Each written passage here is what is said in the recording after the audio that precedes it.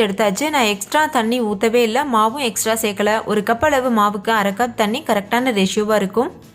இப்போ கடைசியாக 1 டீஸ்பூன் அளவுக்கு மட்டும் எண்ணெய் சேர்த்துட்டு மறுபடிக்கும் இது நல்லா அழுத்தம் கொடுத்து பிசைஞ்சுக்கோங்க. இதை இது போல் பாத்திரத்தில் வச்சு பிசைகிறதுக்கு பதிலாக பூரிக்கட்டையில் வச்சு பிசைஞ்சிங்கன்னா இன்னும் நம்ம நல்லா பிசைய முடியும். ஸோ நான் இப்போ இதை பூரிக்கட்டையில் மாற்ற போகிறேன். இது போல் ஃப்ளாட்டான ஒரு பூரிக்கட்டையில் வச்சுட்டு இந்த மாதிரி நல்லா அழுத்தி பிசைஞ்சுக்கோங்க. ஸோ நான் முன்னாடியே சொன்னது போல் நம்ம அழுத்தம் கொடுத்து பிசைகிறதுல தான் இருக்குது நம்மளோட சப்பாத்தியோடைய சாஃப்ட்னஸ். இது நல்லா கைவிடாமல் 5லேருந்து 10 நிமிஷத்துக்கு கூட நல்லா பிசைஞ்சு எடுத்துக்கோங்க.